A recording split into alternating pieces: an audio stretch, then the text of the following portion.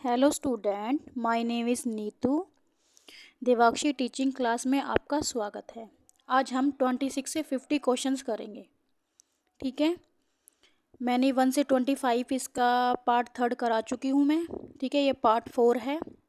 आज हम 26 से 50 तक करेंगे। ठीक है, ये आपके एग्ज़ाम के लिए बहुत ही इंपॉर्टेंट क्वेश्चन है। अगर आप हिस्ट्री आपका सब्जेक्ट है, आप DSSB KVS या एनवीएस की तैयारी कर रहे हैं, TGT या PGT की।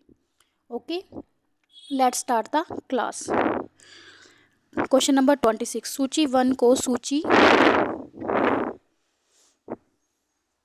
सूची सेकंड से मिलान करें और कूट की मदद से सही उत्तर की पहचान करें। ठीक है, सूची 1 में है, ऑप्शन है आमिल। ठीक है, मैंने लगाए हुए निशान, मैं इनके हिसाब से आपको बता देती हूँ। बाकी आप चेक कर लेना कूट कौन सा होगा। ठीक है, आमिल का है राजस्व संग्राहक। ठीक है, बक्काल का है व्यापारी, पाही का है ग्रामीण लेखाकार। ठीक है, कुलकर्णी का है अनावासी खेतियार। तो इसका राइट ऑप्शन कौन सा है इसमें? ऑप्शन नंबर बी है इसका। ठीक है, अब हम करेंगे क्वेश्चन नंबर 27। सूची 1 को सूची सेकंड से मिलान करें और नीचे दिए गए कूट की मदद से सही उत्तर की पहचान करें। ठीक है, इसका भी मैंने मैच किया हो, जो मैं बता देती हूँ आपको। ठीक है, मलिकुत तुज्जार, ठीक है, व्यापारियों का मुखिया। बिस्वा, जमीन की पैमाइश की एक छोटी इकाई।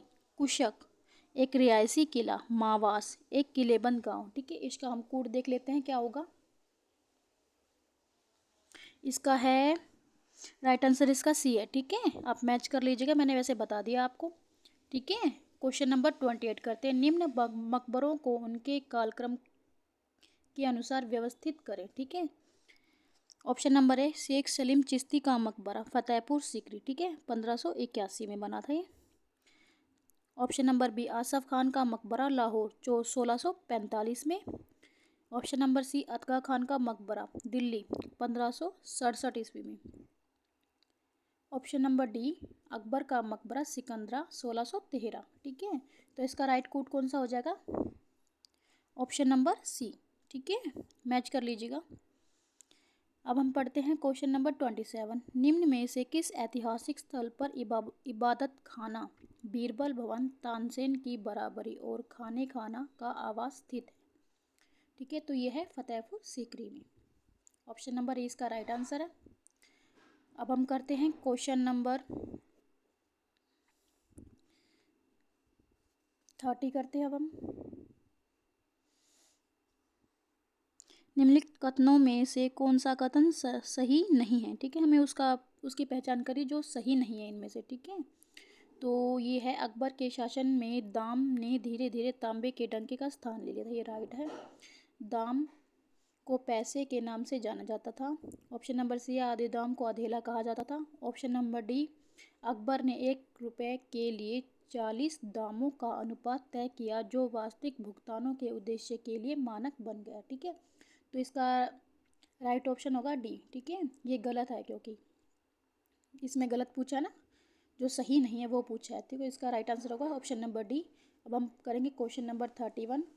निम्नलिखित में से किस यूरोपीय यात्री ने यह टिप्पणी की कि नूरजहां ने अपनी छवि और प्रतिष्ठा बढ़ाने के लिए पूरे राज्य में जगह जगह विहार, उद्यान, महल और सराय बनवाई? ठीक है, ऑप्शन नंबर इसका हो जाएगा, ऑप्शन नंबर ए ही सही हो जाएगा, F Pelsaert. Option number D sir Thomas Roe. Option number C कैरेरी।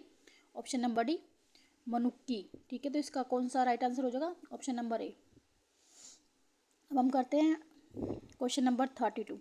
नीचे दिए गए कथनों में से अभिकथन ए तथा दूसरा तर्क आर है। ठीक है, अभिकथन ए नूरजहां से शादी की वजह से जहांगीर प्रशासन की तरफ से उदासीन हो गया। ठीक है, तर्क आर 1611 से 22 के दौरान नूरजहां ने अपना एक अलग दल जुटा बना लिया। ठीक है, ये क्या है? जुड़ा है, मतलब कुछ भी होगा, ये पता नहीं क्या लिखा हुआ है, जुंटा। ठीक है, मतलब ये कहना चाह रहा है कि उसने अलग दल बना लिया, इसका मीनिंग यही है। ठीक है, और काफ़ी ताकतवर हो गई। ठीक है, उपयुक्त दोनों कथनों के संदर्भ में निम्नलिखित में से कौन सही है? ठीक है, तो ऑप्शन ए और आर दोनों सही तथा आर ए की सही व्याख्या है? ऑप्शन नंबर बी, ए और आर दोनों सही हैं पर आर ए की सही व्याख्या नहीं है। ऑप्शन नंबर सी, ए सही है पर आर गलत है। तो इसका राइट आंसर कौन सा हो जाएगा? ऑप्शन नंबर डी, ए गलत है पर आर सही है। ठीक है, अब हम करते हैं क्वेश्चन नंबर 33। मुगल बादशाह अमीरों को कई प्रकार के दंड पताकाएं प्रदान किया करते थे। ठीक है, शाहजहां ने निम्नलिखित में से किस दंड पताका को इस सूची में शामिल किया? ठीक है, ऑप्शन ए है अलम, ऑप्शन बी है छत्रतोक, ऑप्शन सी है तुमान तोक, ऑप्शन डी है माही मारतिब। ठीक है, मरातिब।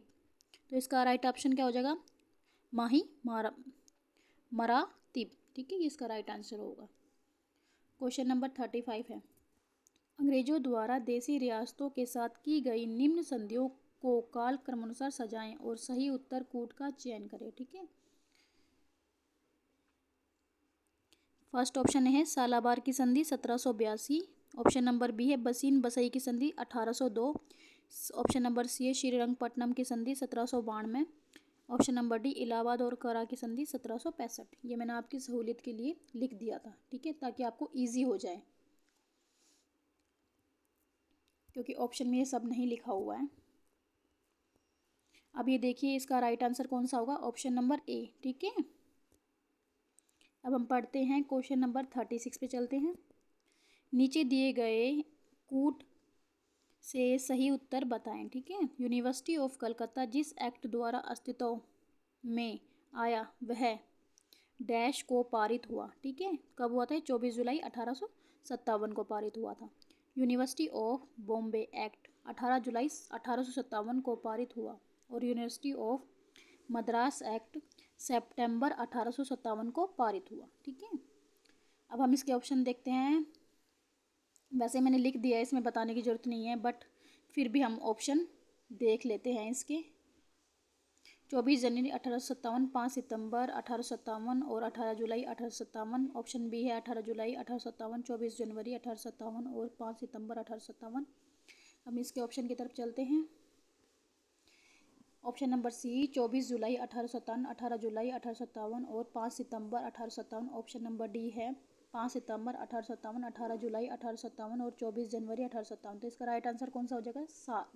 सी ऑप्शन। ठीक है, 24 जुलाई 1857, जो इसमें ये फिलिंदा ब्लैंक्स दिए हुए हैं उसमें ये भरने हैं। ओके, आप देख लेना।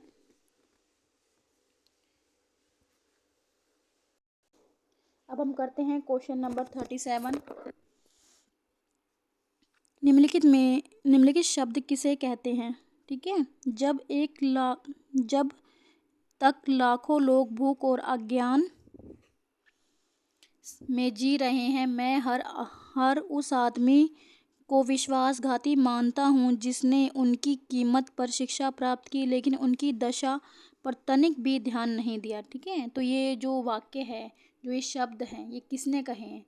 हम पढ़ते हैं ऑप्शन में। ऑप्शन नंबर ए है Keshav Chandra Sen, option number B है Aurobindo Ghosh, option number C है Swami Vivekananda, option number D है बाल गंगाधर तिलक। तो इसका राइट आंसर क्या हो जाएगा?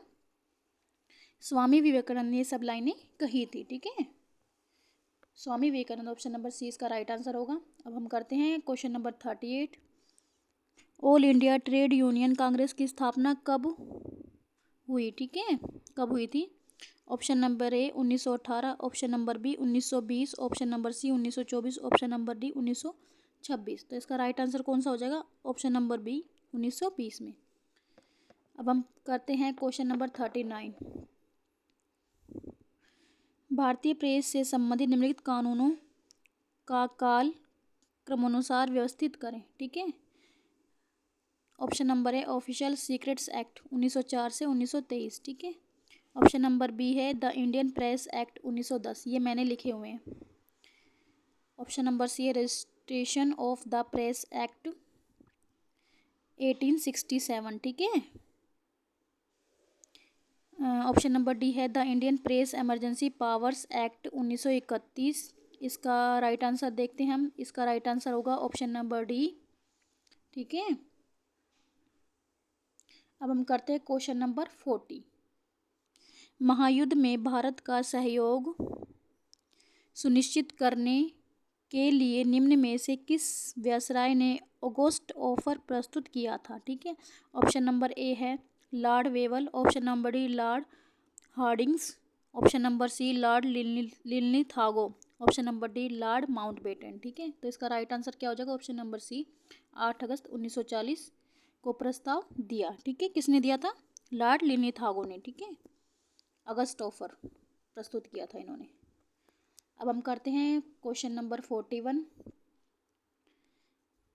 भारत ने किस राष्ट्र से कृषि क्षेत्र में विकास के लिए हरित क्रांति की प्रौद्योगिकी प्राप्त की? ठीक है, ऑप्शन नंबर है GTR, option number B USSR, option number C UK, option number D USA।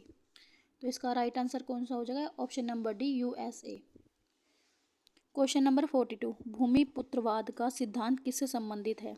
ठीक है, ऑप्शन नंबर ए राष्ट्रवाद, ऑप्शन नंबर बी क्षेत्रवाद, ऑप्शन नंबर सी पर्यटन, ऑप्शन नंबर डी उद्योगवाद। ठीक है, तो इसका राइट आंसर कौन सा हो जाएगा? ऑप्शन नंबर बी क्षेत्रवाद। अब हम क्वेश्चन नंबर 41 करते हैं। नीचे दिए गए दो कथनों में से एक अभिकथन आर तथा दूसरा तर्क आर है। ठीक है, अभिकथन ए, ब्रिटेन के प्रधानमंत्री विंस्टन चर्चिल ने क्रिप्स मिशन की रवानगी की घोषणा की। ठीक है, तर्क आर है, रंगून के पतन के तुरंत बाद दक्षिण पूर्व एशिया में ब्रिटिश सेना की हिम्मत पस्त हो गई। ठीक है, उपयुक्त दोनों कथनों के संदर्भ में निम्न में से कौन सा कथन सही है? तो इसका राइट आंसर कौन सा हो जाएगा? ऑप्शन नंबर ए और आर दोनों सही हैं और आर ए की सही व्याख्या है। ठीक है, अब हम करते हैं क्वेश्चन नंबर 44। 1791 से 1792 में राइट्स ऑफ मैन नामक पुस्तक किसने लिखी? ठीक है, option number A Bernard Shaw, option number D John Ruskin, option number C Thomas Paine, option number D Sidney Webb. ठीक है, तो इसका राइट आंसर कौन सा होगा? Thomas Paine. ठीक है, अब हम करते हैं क्वेश्चन नंबर 45 सॉरी। निम्न कथनों में से किस पुनर्जागरण की व्यवस्था नहीं है? कौन पुनर्जागरण की व्यवस्था नहीं है? ठीक है, हम करते हैं ऑप्शन नंबर ए, एक साहित्यिक विद्या के रूप में धर्मनिरपेक्ष आत्मकथा लेखन का आरंभ। ठीक है, ऑप्शन नंबर बी, देशी भाषाओं में धर्म ग्रंथों के अनुवाद ने समाज में धर्मनिरपेक्षता की प्रक्रिया तेज की। ऑप्शन नंबर सी, पुनर्जागरण ने मानवीय विषयों में चर्चा का प्रभुत्व को बढ़ाया। ऑप्शन नंबर डी, इसका टिकाऊ पाठ यह था कि ज्ञान की तलाश मनुष्य के लिए है और सिर्फ अधिकार नहीं कर्तव्य भी है। तो इसका राइट आंसर कौन सा जाएगा? ऑप्शन नंबर सी, पुनर्जागरण ने मानवीय विषयों में चर्च के प्रभुत्व को बढ़ाया। ठीक है, अब हम करते हैं क्वेश्चन नंबर 46। निम्न में से कौन प्रबोधन काल का दार्शनिक नहीं है? ठीक है, option number A Denis Diderot, option number B Rousseau, option number C David Hume, option number D Herbert Spencer. तो इनमें से कौन सा नहीं है? Herbert Spencer. और जो ये सब तीनों क्या है? ये है प्रबोधन काल के दार्शनिक हैं ये। ठीक है, और जो नहीं है वो है हर्बर्ट स्पेंसर नहीं है। अब हम करते हैं क्वेश्चन नंबर 47। इतिहास वर्तमान और अतीत के बीच होने वाली अंतहीन संवाद है, यह उक्ति किसकी है? Option number A Lord Acton, option number B Leopold von Ranke, option number C EH Carr, option number D GR Elton. ठीक है, तो इसका राइट आंसर कौन सा? EH Carr. ठीक है, अब हम पढ़ते हैं क्वेश्चन नंबर 48। इतिहास लेखन के समय इतिहासकार की जवाबदेही के संदर्भ में निम्न में से कौन सा कथन सही नहीं है? ऑप्शन नंबर है, इतिहास की मूल नैतिक जिम्मेदारियां होती है कि यह वस्तुनिष्ठ सत्य बताए। ठीक है, ऑप्शन नंबर बी है, इतिहासकार की निष्ठा उस प्रयोजन के प्रति होनी चाहिए जिसकी वह वकालत कर रहा है। ऑप्शन नंबर सी, ऐतिहासिक तथ्यों के लिए इतिहासकार न सिर्फ जीवित लोगों के प्रति जवाबदेह है बल्कि मृत लोगों के प्रति भी है। ऑप्शन नंबर डी, इतिहास को ऐतिहासिक तथ्यों में जोड़ मरोड़ नहीं करनी चाहिए। तो इसका राइट आंसर कौन सा हो जाएगा? Option number B. ठीक है, ये इसका जो इसमें पूछा ना कि नहीं है वो है इसका, और बाकी सब क्या है? इसके हैं ये ऑप्शन। अब हम करते हैं क्वेश्चन नंबर 49। नीचे दिए गए दो कथनों में से एक अभिकथन ए तथा दूसरा तर्क आर है। अभिकथन ए, ऐतिहासिक पत्ती एक जटिल प्रक्रिया है जिसमें सूचना के स्रोत की खोज, उसका आलोचनात्मक मूल्यांकन, संश्लेषण, व्याख्या शामिल है। ठीक है। तर्क आर, ज्ञान के शास्त्र के रूप में इतिहास प्राकृतिक विद्वानों से बिल्कुल अलग है क्योंकि इसका कोई सार्वभौम नियम नहीं है। तो इसका राइट ऑप्शन कौन सा हो जाएगा? Option number B. ए और आर दोनों सही है परंतु आर ए की व्याख्या नहीं है। ठीक है। अब हम करते हैं क्वेश्चन नंबर 50। सूची 1 के तथ्यों को सूची 2 से मिलान करें, सही कूट का चयन करें। ऑप्शन नंबर ए है William Dilthey, historical representation. Option number B है G.R. Elton, the structure of scientific revolution. Option number